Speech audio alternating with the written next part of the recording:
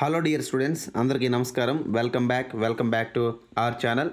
Dear students, మనం last వీడియోలో 30/12/2024 shift 1లో grade 3 paper అనేది మనం డిస్కస్ చేయడం జరిగింది. Shift 1 paper. సో ఇప్పుడు ఏంటంటే షిఫ్ట్ 2 పేపర్ మనం డిస్కస్ చేసే ప్రయత్నం చేద్దాం. మరి ఈసారి షిఫ్ట్ 2లో అయితే ఎన్ని ప్రశ్నలు ఇవ్వడం జరిగిందంటే దాదాపుగా మనకి 13 ప్రశ్నలు అనేది ఇవ్వడం జరిగింది. సో మీ క్వశ్చన్స్ రేంజ్ తీసుకుంటే మొదటిగా 15 మొదటి షిఫ్ట్లో, మరి ఈ షిఫ్ట్లో తీసుకుంటే మనకి 13 క్వశ్చన్స్ కనిపిస్తూ ఉన్నాయండి. మరి 13 క్వశ్చన్స్ కూడా గత వీడియోలో అలాగే ఏ క్లాస్ నుంచి ఏ ప్రశ్నలు అడుగుతున్నారు అనేది డిస్కస్ చేస్తూ మీకు ప్రతి బిట్ని ఎక్స్ప్లెయిన్ చేసే ప్రయత్నం చేస్తాను. సో వెరీ క్లారిటీగా మీకు ప్రతి క్వశ్చన్కి వెనకాల ఉన్నటువంటి కాన్సెప్ట్ అనేది వితిన్ 1 to 2 minutes డ్యూరేషన్లో మీకు చెప్పేదానికి ప్రయత్నిస్తాను. ఓకేనండి, రైట్. మరి ఇక్కడ ఫస్ట్ క్వశ్చన్ అంటే మనకి ఇక్కడ 14 క్వశ్చన్ ఇవ్వడం జరిగిందండి. ఏమన్నాడు చూడండి సార్, ఇక్కడ in plants after fertilisation the ovary develops into a అన్నాడండి. అంటే మొక్కల్లో, ఓకేనా, చాలా ఇంపార్టెంట్, మొక్కల్లో ఫలదీకరణం జరిగిన తర్వాత ఏంటన్నా ఫలదీకరణం అంటే ఇంగ్లీష్లో we can call it as fertilisation. ఫలదీకరణం అంటే ఏంటంటే మనకి ఒక పుష్పంలో, ఓకేనండి, ఒక పుష్పంలో మీకు అందరికీ తెలుసు కదా కీలాగ్రాన్ని లేదా కీలాగ్రం, దీన్నే ఇంగ్లీష్లో we can call it as stigma. ఓకేనా, స్టిగ్మాకి ఏం చేరాలండి, మనకి పరాగకోశంలో ఉన్నటువంటి పరాగ రేణువులు అంటే పొలెన్ గ్రెయిన్స్. ఏంటన్నా పొలెన్ గ్రెయిన్స్ అనమాట. లాస్ట్ వీడియోలో మీకు దీని గురించి క్వశ్చన్ కూడా వచ్చిందనమాట. ఓకేనా, పొలెన్ గ్రెయిన్స్ అని ఎక్కడ చేరుతాయండి, ఓవరీకి చేరుతాయి. ఎక్కడ చేరుతాయండి పొలెన్ గ్రెయిన్స్ అనేవి మనకి ఓవరీకి చేరుతాయి. సో ఓవరీ అంటే ఏంటంటే అండాశయం అని చెప్పి అంటారు. అయితే మనకి దీనికి పొలెన్ గ్రెయిన్స్ అనేవి చేరిన తర్వాత ఏమవుతుంది అని అన్నాడండి. సో ఫర్ ఎగ్జాంపుల్ తెలుసు కదా మనకి సీమెన్లో ఉన్నటువంటి, ఓకేనండి, సో మనకి ఏంటంటే ఫర్ ఎగ్జాంపుల్ మగవారి నుంచి సీమెన్ అనేది రిలీజ్ అవ్వడం జరుగుతుంది. చాలామంది సెమెన్ అని చదువుతారు. ఓకేనా, సెమెన్. సో సెమెన్ అంటే తెలుగులో వీర్యము అంటారు. చాలామంది తప్పు చెప్తారు. ఏం చెప్తారంటే అండి మగవారి నుంచి స్పామ్స్ వస్తాయి అంటారు. ఓన్లీ స్పామ్స్ ఇచ్చే మగవాడు ఈ ప్రపంచంలో ఉంటే కనుక వారు ఖచ్చితంగా దేవుడైనా అనుకోవాలి. ఓకేనా, ఎందుకు ఈ మాట అన్నానంటే ఇది మానవుడికి సాధ్యం కాదు. కేవలం స్పామ్స్ను మాత్రమే ఇచ్చే పరిస్థితి లేదు. Very very very very important. మగవారి నుంచి స్పామ్స్ వస్తాయి, ఎగ్ని కలుస్తాయి అని చెప్తుంటారు. అది కాదు కాన్సెప్ట్. ఇక్కడ మీరు గుర్తుపెట్టుకోవాలి, సెమెన్ వస్తుంది బయటికి. సెమెన్ అంటే వీర్యం. ఓకేనా, వీర్యము. ఈ సెమెన్లో ఎవరు ఉంటారంటే సెమెనల్ ప్లాస్మా. ఓకేనండి, దాంతోపాటుగా స్పామ్స్ శుక్రకణాలు ఉంటాయి. రెండిట్లు కలిపితే వీర్యము అంటారు. ఇందులో ఒకడెవడంటే స్పెర్మ్. ఇలాంటి స్పామ్ అనేది ఎవరికి చేరుతుంది, ఆడవారిలో ఓవరీలో ఉన్నటువంటి ఎగ్ అండాన్ని కలిస్తే ఏమవుతుంది, ఫలదీకరణం అవుతుంది. ఫలదీకరణం అవ్వగా ఏం ఏర్పడుతుందండి, ఫెర్టిలైజేషన్ జరగ ఏం ఏర్పడుతుందండి, ఎంబ్రియో అంటే పిండం ఏర్పడుతుంది. అలాగే మొక్కల్లో కూడా ఓవరీకి మనకి ఈ పొలెన్ గ్రెయిన్స్ చేరిన తర్వాత ఎలా మారుతుందంటే అది ఫ్రూట్గా మారుతుందండి. ఎలా మారుతుందండి, ఫ్రూట్గా మారుతుంది. సీడ్గా మారదు, ముందే సీడ్ అవుతుంది. So end of the result ఏంటంటే ఫ్రూట్గా మారుతుంది. Very very very very important అండి. ఫలం అనేది ఏర్పడుతుంది. సో ఎగ్జాక్ట్గా 4th ఆప్షన్ అనేది దీనికి రైట్ ఆన్సర్. ఓకేనండి. సో ఇలా ప్రతి క్వశ్చన్ కూడా అర్థం చేసుకుంటూ వెళ్తే ఇట్ వుడ్ బికమ్ ఈజీ. ఓకేనండి, right. Next, in which organelle of the plant cells does photosynthesis takes place. Sir మనకి ఈ పై క్వశ్చన్ ఎక్కడి నుంచి వచ్చింది, 10th క్లాస్లో హౌ డు ఆర్గానిజమ్స్ రీప్రొడ్యూస్. ఓకేనండి, 10వ తరగతి ఎన్సీఆర్టీ నుంచి హౌ డు ఆర్గానిజమ్స్ రీప్రొడ్యూస్. ఓకేనా, సో ప్రత్యుత్పత్తి అనే పాఠం మనం తెలుసు కదా ఆల్రెడీ. గ్రేడ్ 3 టెక్నీషియన్స్ సంబంధించి పూర్తి స్థాయిలో బయాలజీ క్లాసెస్ అనేటివి ఏవైతే ఉన్నాయో ఇవి అప్గ్రేడ్, బయాలజీ 2.0 కాదు, కంప్లీట్గా అడ్వాన్స్డ్ లెవెల్ క్లాసెస్ అనేవి స్టార్ట్ చేయడం జరుగుతుంది. మీకు చెప్పాను ఆల్రెడీ, రేపటి నుంచే ఈరోజు నుంచే స్టార్ట్ చేస్తానని. సో ఈరోజు సాయంత్రం ఒక వీడియో యాడ్ అవుద్ది, మీరు చెక్ చేసుకోవచ్చు. ఓకేనండి, గ్రేడ్ 3 టెక్నీషియన్స్లో. రైట్, ఇప్పుడు ఈ బిట్స్ ఎలా అయితే నేను చెప్తున్నానో ఇంత డీటెయిల్గా ఎక్స్ప్లెనేషన్, అక్కడ కాన్సెప్ట్ కూడా అంతే డీటెయిల్డ్ ఎక్స్ప్లెనేషన్. మీకు డెమో వీడియో కావాలి అంటే కనుక కామెంట్ చేయండి. ఈ డెమో వీడియోని మీకు ఈ వీడియో రూపంలో యూట్యూబ్లో విడిచిపెట్టే ప్రయత్నం చేస్తాం. Okay, right. మరి నెక్స్ట్ క్వశ్చన్, ఈ క్రింది సెల్ ఆర్గనెల్స్లో కణనాంగాలు కొన్ని ఉన్నాయి. ఓకేనా, కణనాంగాలు అంటే మీకు తెలుసు కదా సెల్లో చాలా ఉంటాయి. ఉదాహరణగా గాల్గి బాడీ అని, లేదనుకోండి ఎండోప్లాస్మిక్ రెటిక్యులం. ఎండోప్లాస్మిక్ రెటిక్యులం అంటే అంతర్జీవ ద్రవ్యజాలం అంటారు. ఇలా రకరకాల భాగాలు ఉన్నాయి. అయితే అందులో ఒకరు ఎవరు కిరణజన్య సంయోగ క్రియను పెర్ఫామ్ చేస్తారు అని అడిగారండి. మీరు డైరెక్ట్గా ఆన్సర్ చెప్పేస్తారు. ఓకేనా. సో ఆన్సర్ చెప్పేయచ్చు ఏంటని క్లోరోప్లాస్ట్ అని చెప్పొచ్చు ఇక్కడ ఆప్షన్ ఇచ్చాడు కాబట్టి. కానీ ఎందుకు అనేది కూడా మనం తెలుసుకోవాలి.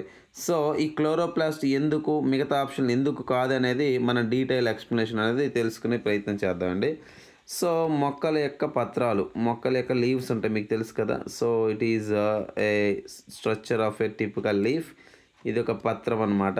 ఓకేనా, ఇది ఒక లీఫ్. ఓకేనన్నా, మీ అందరికీ తెలుసు చిన్నప్పటి నుంచి చదువుకున్నారు. మొక్కల యొక్క పత్రాలు గ్రీన్ కలర్లో ఉండడానికి గల కారణం ఏంటి అంటే క్లోరోఫిల్ అని చదువుకున్నారు. ఏమని చదువుకున్నారమ్మా? క్లోరోఫిల్. దీన్నే తెలుగులో మనం ఏమని పిలుస్తాం అంటే పత్రహరితం అని చెప్పి పిలుస్తారు. ఏమని పిలుస్తారండి? పత్రహరితం అని పిలుస్తారు. సార్ ఇక్కడ మొక్కల్లో రంగునిచ్చే పదార్థాలు ఉంటాయి, రంగునిచ్చే వర్ణ పదార్థాలు. వాటిని ఏమంటారంటే ప్లాస్టిడ్స్ అంటారు ఇంగ్లీష్లో. కలర్ని ప్రొవైడ్ చేసే సబ్స్టాన్సెస్ని ఏమని పిలుస్తారంటే ప్లాస్టిడ్స్ అంటారు. ఏమంటారండి? ప్లాస్టిడ్స్. ఈ ప్లాస్టిడ్స్ సాధారణంగా మనకి క్రోమోప్లాస్ట్లు ఉంటాయండి, అదేవిధంగా క్లోరోప్లాస్ట్లు ఉంటాయండి, అదేవిధంగా లూకోప్లాస్ట్ ఉంటాయండి. ఇవన్నీ 9th క్లాస్ ఎన్సీఆర్టీలో మనకి ఈ పారాగ్రాఫ్ అనేది కనిపిస్తూ ఉంటుంది. అయితే ఈ క్లోరోప్లాస్ట్ అన్నాం కదా, క్లోరోప్లాస్ట్ అనేవి ఇది కూడా లీఫ్లో ఉంటాయన్న. క్లోరోప్లాస్ట్లో ఒక కలర్నిచ్చే పదార్థం ఉంటుంది, దాని పేరు ఏంటంటే క్లోరోఫిల్. ఓకేనా, క్లోరోఫిల్. క్లోరోఫిల్ అనే పదం ఏది లాటిన్ భాషా పదము. క్లోరోఫిల్ అంటే తెలుగులో ఏమని పిలుస్తాం అంటే పచ్చని ద్రవం, అంటే గ్రీన్ కలర్ ఫ్లూయిడ్ అని చెప్పి పిలుస్తూ ఉంటారు. ఓకేనండి, గ్రీన్ కలర్ ఫ్లూయిడ్ అంటారు. ఈ క్లోరోఫిల్ ఏం చేస్తుందండి మనకి సాధారణంగా సూర్యుని దగ్గర నుంచి సన్లైట్ అంటే సూర్యకాంతిని తీసుకుంటుంది. ఎలా తీసుకుంటుంది సార్ అంటే ఫోటాన్ల రూపంలో తీసుకుంటుంది. సన్లైట్ని ఫోటాన్ల రూపంలో తీసుకొని ఈ క్లోరోఫిల్ అనేది ఏం చేస్తుంటే మొక్క లోపల ఉన్నటువంటి వాటర్ మాలిక్యూల్ H2 అని ఏం చేస్తుంటే H+ కాను OH- కాను విడగొట్టుకోవడం జరుగుతుంది. అంటే నీకు ఇక్కడ ఏం అర్థం కావాలి? క్లోరోఫిల్ అనేది ఎక్కడ ఉంటుందంటే క్లోరోప్లాస్ట్లో ఉంటుంది. క్లోరోప్లాస్ట్ లోపల ఈ ఫోటోసింథసిస్ అంతా జరుగుతుందని చెప్పుకున్నాం కదా. సో కాబట్టి కిరణజన్య సంయోగ క్రియ అంటే మీకు తెలుసు కదా, మొక్కలు కార్బన్ డైఆక్సైడ్ తీసుకుంటే 6CO2 ప్లస్ మొక్కలు వాటర్ని తీసుకుంటే 12H2O. ఎవరి సమక్షంలో ఇదంతా జరుగుతుందండి? సన్లైట్ సమక్షంలో జరుగుతుంది. అదేవిధంగా ఇంకా ఎవరి సమక్షంలో జరుగుతుంది? క్లోరోఫిల్ సమక్షంలో జరుగుతుంది. అయితే మొక్కలు ఏం తయారు చేసుకుంటున్నాయి అల్టిమేట్గా? C6H12O6. 10th class NCERT, 7th class ఎన్సీఆర్టీలో ఉంటాయి. అదేవిధంగా మొక్కలు మనకు ఆక్సిజన్ ఇస్తున్నాయి కాబట్టి 6O2. ఓకేనండి. అదేవిధంగా 12H2O వాటర్ని వేపర్ రూపంలో పైకి ఇచ్చేసుకుంటాయి. మరి వాటర్ని వేపర్ రూపంలో పైకి ఇచ్చేసుకోవడాన్ని ఏమంటారంటే బాష్పోత్సేకం అంటారు. లాస్ట్ వీడియోలో చెప్పడం కూడా జరిగింది. సో దాన్ని ట్రాన్స్పిరేషన్ అంటారు. సో ఇప్పుడు మీకు అర్థం కావాల్సింది ఏంటి? క్లోరోఫిల్ అనేది అందులో క్లోరోప్లాస్ట్లో ఉంటుంది. సో ఇక్కడ మీరు స్క్రీన్ షాట్ తీసుకోండి ఈ కాన్సెప్ట్ అనేది ఇక్కడ దీనికి సంబంధించి. ఓకేనా, రైట్. 1 minute మీకు 1 second టైం ఇస్తే తీసుకోండి. ఓకే అమ్మా, రైట్. నెక్స్ట్ ఇప్పుడు ఈ క్వశ్చన్ ఒకసారి గమనిద్దామండి. ఓకే, ఇప్పుడు క్వశ్చన్ మనకి ఈజీ అయిపోద్ది కదా. ఓకే, ఏమన్నాడండి? ఏ ఆర్గానిల్లో ఫోటోసింథసిస్ కిరణజన్య సమయక్రియ జరుగుతుంది అన్నాడు. ఆప్షన్ చూడండి. మైటోకాండ్రియా రాంగ్, కేంద్రకం nucleus wrong, ribosome wrong. So కాబట్టి ఏమవుతుంది? క్లోరోప్లాస్ట్ని కనుక్కున్నటువంటి శాస్త్రవేత్త ఎవరు? ఓకేనా, క్లోరోఫిల్ని కనుక్కున్నటువంటి శాస్త్రవేత్త ఎవరంటే జూలియస్ వాన్ శాక్స్ అని పిలుస్తున్నటువంటి శాస్త్రవేత్త. ఎవరమ్మా? జూలియస్ వాన్ శాక్స్ అని పిలుస్తున్న వ్యక్తి మనకి దేని కనుక్కుని? క్లోరోప్లాస్ట్ని కనుక్కుని. క్లోరోప్లాస్ట్ లోపల ఎవరు ఉంటారంటే క్లోరోఫిల్ ఉంటారనమాట. ఎవరు ఉంటారమ్మా? Chlorophyll. Very very very very important, బాగా గుర్తుపెట్టుకోవాలి. ఓకేనా, రైట్. నెక్స్ట్ మనకి 18వ క్వశ్చన్ ఇవ్వడం జరిగిందండి. 18వ క్వశ్చన్. Okay, right. 18వ క్వశ్చన్ చూడండి సార్ ఇక్కడ. Which of the following is not a unicellular organism? ఈ క్రింది వాళ్ళ అంట ఒకటి ఏకకణ జీవి కానిది ఏది అడిగాడు. ఏంటన్నా? ఏకకణ జీవి. ఏకకణ జీవికి ఉదాహరణగా తీసుకుంటే మనం చాలా వాటిని తీసుకోవచ్చు. ఇగోండి అమీబాని, అదేవిధంగా చెప్పు ఆకారంలో ఉన్నటువంటి పారామిషియం ఏదైతే ఉందో పారామిషియాన్ని మనం ఎగ్జాంపుల్గా తీసుకోవచ్చు. ఓకేనండి, ఇదంతా దేని యొక్క స్ట్రక్చర్ నాన్న? ఇది పారామిషియం యొక్క స్ట్రక్చర్ అనమాట, ఎక్స్టర్నల్ స్ట్రక్చర్. ఓకే, ఇవన్నీ కూడా ఏంటి? ఏకకణ జీవులు. అదేవిధంగా మనకి తీసుకుంటే ఇక్కడ బ్యాక్టీరియా అండ్ క్లమైడోమోనస్. ఓకే, ఇవన్నీ కూడా మనకి యూనిసెల్యులర్. అయితే నాట్ అండ్ యూనిసెల్యులర్ ఏదంటే ఫంగై అంటే శిలీంధ్రం అని చెప్పి మనం పిలుస్తాం. ఏమని పిలుస్తాం? శిలీంధ్రం. సో లేదా ఫంగస్ అంటారు కదా. సో శిలీంధ్రాల యొక్క అధ్యయనం ఏమంటారంటే మైకాలజీ అంటారు. ఇది మీరు గుర్తుపెట్టుకోండి. ఆల్గే గురించి అధ్యయనం చేస్తే ఏమంటారంటే కామెంట్ బాక్స్లో తెలియచేయండి. ఓకేనా. ఇది 18వ క్వశ్చన్ అండి. నెక్స్ట్ క్వశ్చన్ ఏమి ఇచ్చాడు చూద్దామండి. నెక్స్ట్ క్వశ్చన్ 21వ క్వశ్చన్ బయాలజీ క్వశ్చన్ ఇచ్చాడండి. ఓకేనా. ఇది 10th క్లాస్ ఎన్సీఆర్టీ నుంచి ఇచ్చినటువంటి question. Okay. 10th class NCERT ఏ పాఠం అంటే కంట్రోల్ అండ్ కోఆర్డినేషన్ అంటే నియంత్రణ మరియు సమన్వయాలు ఇచ్చాడు. ఓకేనండి. ఇది స్కూల్ పిల్లలకైతే 4 మార్క్స్ క్వశ్చన్ కూడా. సార్ ఇక్కడ ఇన్కరెక్ట్ తప్పు ఏదని అడిగాడు. సార్ ఇక్కడ కొన్ని కాంతి అనువర్తనాలు ఉంటాయి. అంటే ఏంటంటే మొక్కలకి చూడండి సార్ ఇక్కడ ఇన్కరెక్ట్ రాంగ్ అడిగాడు. కీమోట్రోపిజం అంటే ఏంటంటే మొక్కలకు రసాయనాలు వేయడం ద్వారా ఆ గ్రోత్ అనేది రసాయనాల వైపుగా పెరగడం ఒకటి. తర్వాత ఫోటోట్రోపిజం అంటే ఏంటంటే కాంతి ఎటువైపు ఉందో ఆ దిశగా మొక్కలు పెరగడం. ఫర్ ఎగ్జాంపుల్ 10వ తరగతిలో ఉంటుంది. ఒక కిటికీ ఒడ్డున ఒక మొక్క పెడితే ఆ మొక్క ఏమవుద్దంటే సన్లైట్ ఎటువైపు ఉందో అటువైపు బెండ్ అయి వెళ్తుంది అనమాట. సో అంటే కాంతి అనువర్తనలు ఏంటంటే ఫోటోట్రోపిజంలో మూమెంట్ టువార్డ్స్ వాటర్ అని ఇచ్చాడు ఇక్కడ. కానీ ఇక్కడ ఏముండాలి మనకి మూమెంట్స్ టువార్డ్స్ లైట్ అని ఉండాలి. సో ఇన్కరెక్ట్ అన్నాడు కాబట్టి ఇది రైట్ అవుతుంది ఆన్సర్. సో హైడ్రోట్రోపిజం అంటే మొక్కల యొక్క పెరుగుదల వాటర్ వైపు వెళ్ళాలి. అంటే నీటిలో పెరిగే మొక్కలు చూడండి లోటస్, అదేవిధంగా వాటర్ హైసింత్, ఐకార్నియా, పిస్టియా, ఉల్ఫియా ఇవన్నీ కూడా. నెక్స్ట్ జియోట్రోపిజం అన్నాడు. 4th జియోట్రోపిజం అంటే భూ గురుత్వాకర్షణ శక్తికి సంబంధించి సో అటువైపుగా పెరగాలి. ఫర్ ఎగ్జాంపుల్ కొన్ని దుంప మొక్కలు ఏంటంటే గ్రావిటీ వైపు పెరుగుతూ ఉంటాయి అన్నమాట. కాబట్టి ఇక్కడ రైట్ ఆన్సర్ ఏంటంటే option 2 is the right answer. ఓకేనమ్మా. రైట్. నెక్స్ట్ 46వ క్వశ్చన్ ఇవ్వడం జరిగిందండి. ఓకేనా. 46వ క్వశ్చన్ బయాలజీ పార్ట్ అనమాట. ఓకే. సో ఇది 10th క్లాస్ ఎన్సీఆర్టీ నుంచి ఇచ్చిన క్వశ్చన్. నేను చెప్పేది ఎవరికైనా డౌట్ ఉంటే గనక నేను ఎన్సీఆర్టీ అనగానే మీరు చెక్ చేసుకోండి. మీ దగ్గర పుస్తకాలు ఉంటే లేదా గూగుల్లో నుంచి డౌన్లోడ్ చేసుకోండి. లేదు లింక్ కావాలంటే చెప్పండి, నేను లింక్ ఇస్తాను కామెంట్ బాక్స్లో. 10th ఎన్సీఆర్టీలో జీవక్రియలు లైఫ్ ప్రాసెస్ అనే పాఠంలో మొదటి పాఠం ఏదంటే పోషణ. ఓకేనా. పోషణ ఏ పార్ట్ ఇందులోనే లాస్ట్లో ఒక పారాగ్రాఫ్ ఇస్తాడు. ఏమిస్తాడంటే డూ యూ నో మీకు తెలుసా అని ఇస్తాడు. అక్కడ ఇంత బాక్స్ ఇస్తాడు, ఒక 5 లైన్ల పారాగ్రాఫ్. అందులో మొదటి లైన్ అనమాట ఇది ఉంటుంది. ఖచ్చితంగా మొదటి కానీ 2వ లైన్ స్టార్టింగ్లో కానీ కనిపిస్తుంది. ఓకేనా. ఏమంటాడంటే which of the following pairs is correct in terms of pH values. pH వాల్యూలు సరిగ్గా ఉన్నది ఏదని అడిగాడు. ఓకేనా. సో మొదట ఏంటంటే టూత్ డికే ఇన్ హ్యూమన్స్ అంటే దంతాక్షం పళ్ళు పుచ్చిపోవడం అనేది ఎప్పుడు జరుగుతుంది అన్నాడు. ఓకేనా. సో నియర్లీ 5.5 కన్నా తక్కువ సెలైవలో pH అనేది తగ్గిపోతే దంతాక్షం వచ్చేస్తాయి. ఓకేనా. First option. Second pH range of human body 7.0 నుంచి 7.8. ఇక్కడ మనకి ఏమన్నారంటే మానవుని యొక్క pH రేంజ్ ఎంత అంటే హ్యూమన్ బాడీ 7.0 నుంచి 7.8.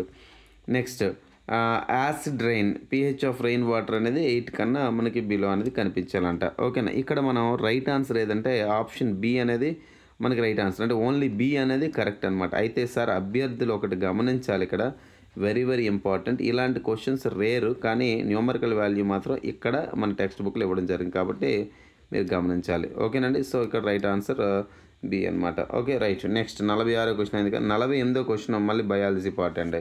ఓకేనా. Biology part. ఈ క్వశ్చన్ అనేది పెద్ద అంటే తెలుసుకోవాల్సిన కాన్సెప్ట్ ఏం లేదు, మీరు తెలుసుకోవాల్సిన అంశం. Which of the following diseases are viral infection అంటే ఇక్కడ 4 వ్యాధులు ఇచ్చాడు. 4 వ్యాధుల్లో ఒకటి వైరల్ ఇన్ఫెక్షన్ అట త్రూ సెక్సువల్ కాంటాక్ట్ లైంగిక సంపర్కం. ఓకేనా. లైంగిక సంబంధాలు కలిగినటువంటి వ్యక్తులకు వచ్చే వ్యాధులు కొన్ని ఉంటాయి, సుఖ వ్యాధులు. ఎగ్జాంపుల్ తీసుకుంటే మనకి ఒకటోది HIV అని, లేకపోతే ఎయిడ్స్ అని, లేకపోతే గనేరియా అని చెప్పేసి ఒకటి. ఓకేనా. గనేరియా. ఓకేనమ్మా. గనేరియా ఇవన్నీ కూడా ఏంటంటే మనకి యాక్చువల్గా ఇక్కడ ఏమన్నాడు వైరల్ అయ్యి ఉండాలి, సెక్సువల్ కాంటాక్ట్ అయ్యి ఉండాలి. కాబట్టి ఇక్కడ మనం తీసుకుంటే HIV ఒకటి, అదేవిధంగా వాట్స్ అని పిలిచేది అవుతుంది. ఈ రెండు కూడా మనకి సాధారణంగా వైరల్ కమ్ సెక్సువల్ కాంటాక్ట్ ద్వారా వస్తాయి. అలాగే అక్కడ వైరల్ కాకుండా సెక్సువల్ కాంటాక్ట్ అని ఒకటి అనిస్తే కనుక అప్పుడు మన గనేరియా చెప్పొచ్చు. ఓకేనా. రైట్. సో రైట్ ఆన్సర్ ఇక్కడది. నెక్స్ట్ 52వ క్వశ్చన్ ఇవ్వడం జరిగిందండి. 52వ క్వశ్చన్. ఓకే. సో ఇదేంటంటే ప్రత్యుత్పత్తి అనే పాఠం, ఇది కూడా 52వది. సో చూడండి sir, in some multicellular organisms అంటే కొన్ని బహుకణ జీవులలో. ఓకేనా. ఏమన్నాడమ్మా కొన్ని బహుకణ జీవులలో very very very very important. కొన్ని బహుకణ జీవులలో the body breaks up into smaller pieces. అంటే ఫర్ ఎగ్జాంపుల్ అండి ఒక స్పైరోగైరా అనే ఒక సూక్ష్మజీవి ఉంది. స్పైరోగైరా ఓకేనా. స్పైరోగైర్ అని చెప్పి ఒక సూక్ష్మజీవి ఉంది. ఓకే, ఇలానే ఉంటుంది అనమాట. సాధారణ 10th క్లాస్ టెక్స్ట్ బుక్లు ఇస్తాడు. ఇది ఏమంటాడంట, ఇది బహుకణ జీవి యాక్చువల్గా. Okay, the body breaks in smaller piece upon maturation. ఇది పూర్తిగా పరిపక్వత చెందిన తర్వాత బాడీ అనేది ఏదైతుందో చిన్న చిన్న ముక్కలుగా ఇలా విడిపోద్దంట. అండ్ తర్వాత each piece grows in new organism. మళ్ళీ ఇలా విడిపోయిన ప్రతి ముక్క కూడా ఏదైతుందో ఇది కొత్త ఆర్గానిజంగా, ఒక కొత్త జీవిగా ఏర్పడుద్దంట. ఇలా ఏర్పడే పద్ధతిని ఏమంటారు అన్నాడు. ఇక్కడ ఏమన్నా ముక్కలు ముక్కలుగా విడిపోద్ది అంటే మనకి ఇక్కడ తెలుగులో ఏమర్థం అవ్వాలంటే ముక్కలగుట అని అర్థం. అంతేనా కాదా? ముక్కలగుట ద్వారా ఏర్పడేది ఏంటి, ఏర్పడే విధానం ఏమంటారు, ఫ్రాగ్మెంటేషన్ అంటారు. మరి సెక్సువల్ రీప్రొడక్షన్ అనరు. ఎందుకంటే ఇక్కడ స్త్రీ పురుష సంయోగ బీజాలు లేదా మనకి గ్యామెట్స్ అనేవి అవసరం సెక్సువల్ రీప్రొడక్షన్. సో ఇది రాంగు. గ్యామెట్ ఫార్మేషన్ కాదు. బడ్డింగ్ అంటే ఏంటి, హైడ్రా వంటి జీవులలో మనకి కోరకాలు, లాస్ట్ వీడియోలో చెప్పాను, కోరకాలు ఏర్పడడం ద్వారా వస్తాయి. So this is wrong answer. So fragmentation it might be the right answer. ఓకేనండి. So very very important. So గతంలో జరిగినటువంటి పేపర్ మీరు షిఫ్ట్ 1కి దీనికి కంపేర్ చేస్తే దగ్గరగానే క్వశ్చన్స్ అనేవి మనకు కనబడుతూ ఉన్నాయి. ఓకేనా. ఇది 52వ క్వశ్చన్. నెక్స్ట్ 53వ క్వశ్చన్ అండి. 53వ క్వశ్చన్. సో ఇది కూడా నిన్న మీకు అంటే నేను గత వీడియోలో థిగ్మోట్రోపిజం అని చెప్పేసి మీకు టచ్ మీ నట్ ప్లాంట్ చెప్పేటప్పుడు చెప్పండి. వాటర్ ఉంటుందమ్మా, వాటర్ మాలిక్యూల్స్ అనేవి మూవ్ అయిపోతాయి. సో డైరెక్ట్ ఆన్సర్ చేయొచ్చండి. How does a plant move it leaves in response to touch. ఇప్పుడు మనకి అత్తిపత్తి లేదా మిమోసా పిడుక లేదా కునుగనందన మొక్క అని చెప్పి అంటారు కదా, ఆ మొక్కను టచ్ చేసి క్లోజ్ అయిపోతుంది కదా. ఎందుకండి, by changing the amount of water in them. అక్కడ పల్వైని అని పిలుస్తున్నట్టు ఒక నిర్మాణం చెప్పాను, మీరు లాస్ట్ వీడియో చూస్తే అర్థం అవుతుంది. ఓకేనా. ఈ పల్వైనలో వాటర్ అనేది ఏదైతుందో పల్వైనలో వాటర్ మాలిక్యూల్స్ అటు ఇటు కదులుతాయని చెప్పాం. కాబట్టి రైట్ ఆన్సర్ ఇదే. దీనికి ఎక్స్ప్లెనేషన్ అయితే ఇవ్వాలనుకోవట్లేదు, ఎందుకంటే లాస్ట్ వీడియోలో క్లారిటీగా చెప్పడం జరిగింది. ఓకేనండి. సో ఆప్షన్ 4 అనేది రైట్ ఆన్సర్. నెక్స్ట్ 68. నెక్స్ట్ 68వ క్వశ్చన్ బయాలజీ పార్ట్ ఇవ్వడం జరిగిందండి. 68వ పార్ట్. ఓకేనా. 68వ క్వశ్చన్ రైట్.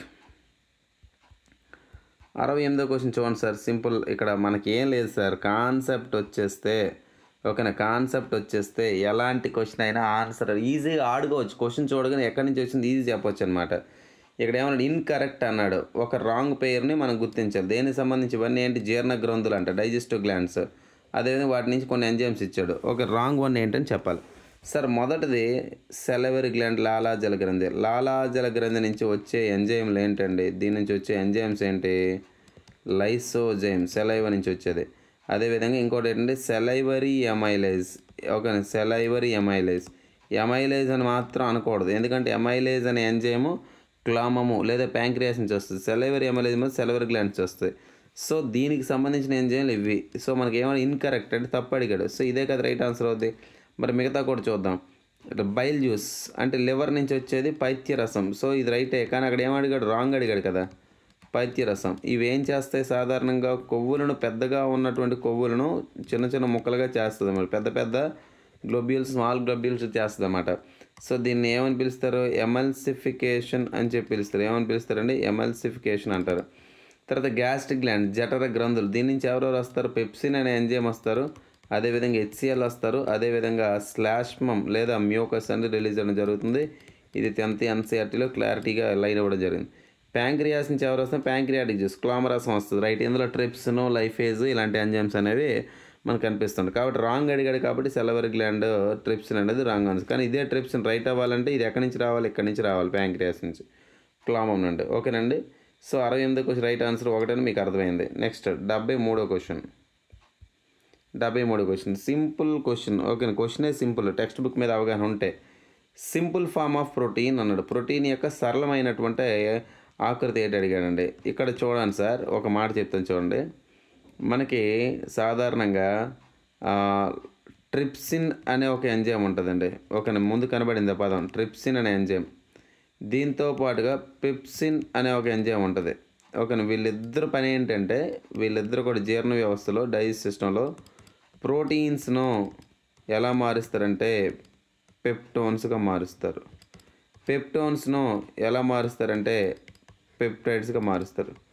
పెప్టైడ్స్ ఆఖరిగా ఎలా మారుతాయి సార్ అంటే ఎమైనో ఆమ్లాలుగా మారుతాయి. ఓకేనమ్మా, ఎమైనో ఆమ్లాలు మారుతాయి. ఎవరు చేస్తారు ఇదంతా, వీళ్ళిద్దరు ఎంజైమ్లు చేస్తారు. ఇక్కడ సింపుల్ ఫామ్ అంటే ప్రోటీన్లు ఆఖరికి ఎలా మారాయండి, ఎమైనో ఆమ్లాలుగా మారాయి. సో రైట్ ఆన్సర్ ఏంటంటే ఎమైనో యాసిడ్స్. మరి గ్లిజరాల్ ఇచ్చాడేంటి? గ్లిజరాల్ అనేది ఎలా మారుతుందండి?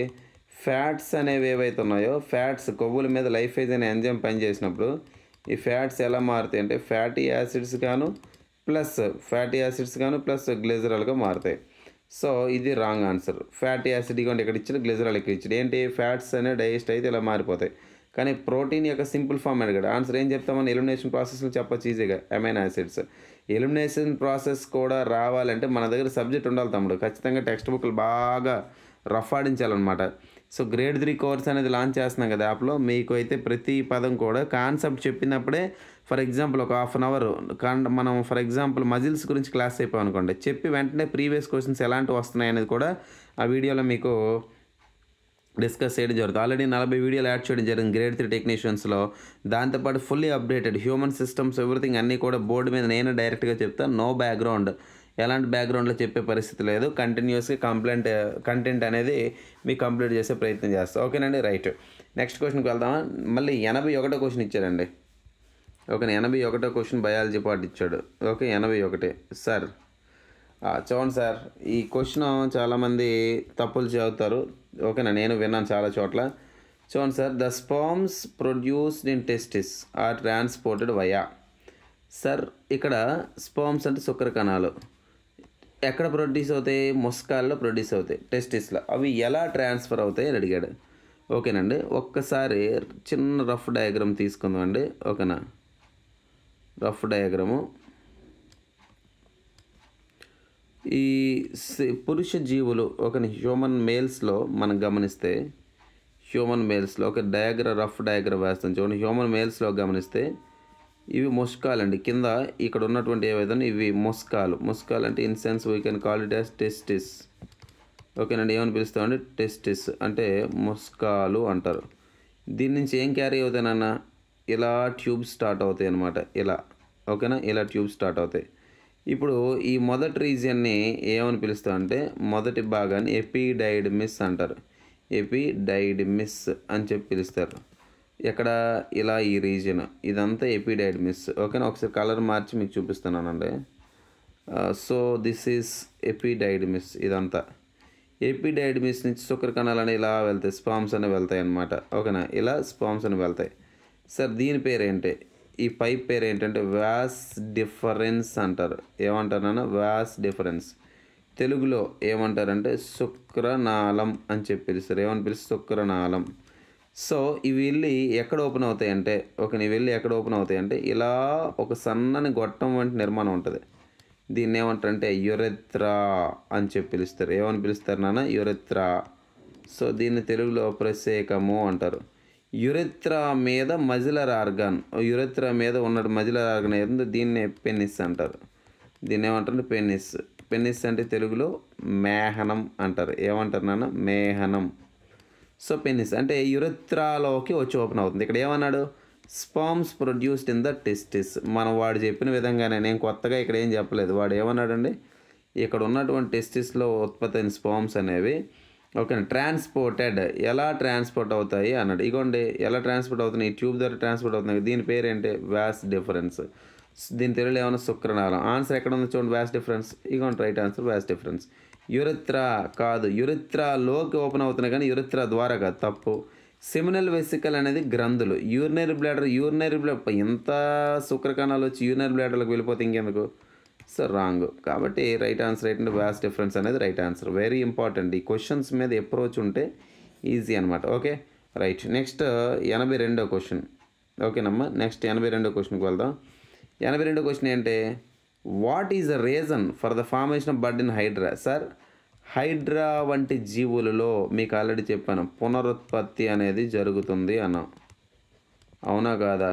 పునరుత్పత్తి ఇంగ్లీష్లో ఏమంటారు అంటే రీజనరేషన్ అంటారు హైడ్రా వంటి జీవుల్లో. అదేవిధంగా వీటితో పాటు వీటిలో ఏం జరుగుతుందని చెప్పాను నేను? బడ్డింగ్ జరుగుతుంది అని చెప్పాను గత వీడియోలో. బడ్డింగ్ అంటే ఏంటన్నా? కోరకి భవనం అని చెప్పి పిలుస్తారు. ఏమని పిలుస్తారంటే కోరకి భవనం అంటారు. ఈ రెండు జరుగుతాయి. అయితే ఏమని అడిగాడు? బర్డ్ అనేది ఎందుకు ఫామ్ అవుతుంది, కోరకం అనేది ఎందుకు ఒక బుడగలాగా వస్తుంది హైడ్రా మీద అని అడిగాడు. ఎందుకు వస్తుందండి? అవి బాగా మెచ్యూర్ అయిన తర్వాత అక్కడ కణాలు అనేవి పూర్తిగా విభజన జరుగుతూ ఉంటాయి. ఏం జరుగుతుంది? విభజన జరుగుతూ ఉంటుంది. ఎలా జరుగుతుంది విభజన?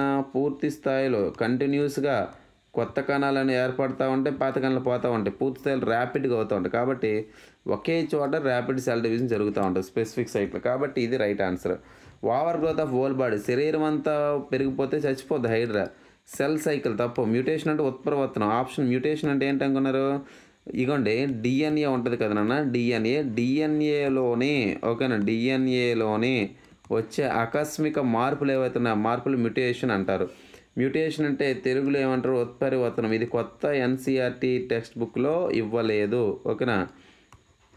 మరి ఎక్కడ ఇచ్చాడంటే తెలంగాణ పుస్తకం 10వ ప్రజెంట్ ఉన్న పుస్తకంలో మీకు అనువంశికత పాఠంలో లాస్ట్ పారాగ్రాఫ్లు ఇస్తాడు. Okay right. ఓకే 82. నెక్స్ట్